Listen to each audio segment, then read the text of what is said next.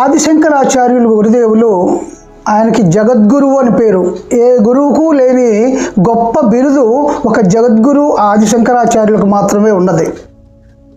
మరి ఆయన బ్రహ్మ సత్యం జగన్ మిథ్య అనేటువంటి ఒక మహావాక్యాన్ని మనకు ప్రబోధం చేశాడు.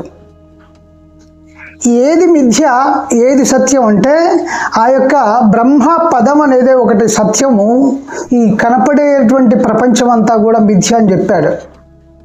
చాలామంది ఆయన్ని విమర్శిస్తారు. కనపడేదాన్ని ఏమన్నా మిథ్య అంటున్నాడు, కనపడకుండా ఉండేదాన్ని ఏమన్నా సత్యం అంటున్నాడు, ఇదేంటి విడ్డూరం అంటున్నారు.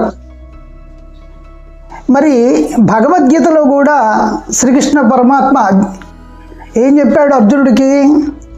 దేని గురించి చింతించాలో దాని గురించి చింతించగా, దేని గురించి చింతించకూడదో దాని గురించి చింతిస్తున్నావు అర్జున అని చెప్పాడు. నేను యుద్ధం చేయలేను బావా అని అన్నప్పుడు ఆయన వీళ్ళంతా మా బంధువులు, స్నేహితులు, మామలు, మేనమామలు వాళ్ళందరూ అన్నాడు, ఇది చింతించవలసిన విషయం కాదు, చింతించాల్సిన విషయం వేరే ఉన్నది అన్నాడు. అంటే ఈ భగవత్ రూపం అన్నమాట. అదే శంకరాచార్యులు గారు ఎప్పుడో చెప్పారు.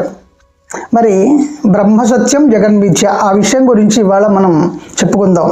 అసలు బ్రహ్మ అంటే ఏంటి?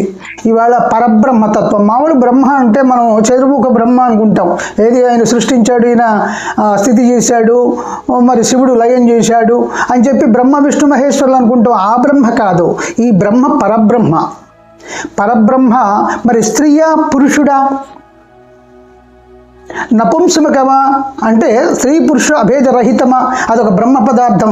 మరి పూరి జగన్నాథంలో ఆ యొక్క విగ్రహాలు మార్చేటప్పుడు బ్రహ్మ పదార్థాన్ని మార్చుతున్నారంటారు. అంటే నపుంసకమైనది అక్కడ. ఇక్కడ స్త్రీయా పురుషుడా అనే భేదం శ్వేతాశ్వరోపనిషత్తులో 5వ ప్రకరణంలో ఉన్నది. మరి 1వ శ్లోకం అది చెప్తుంది.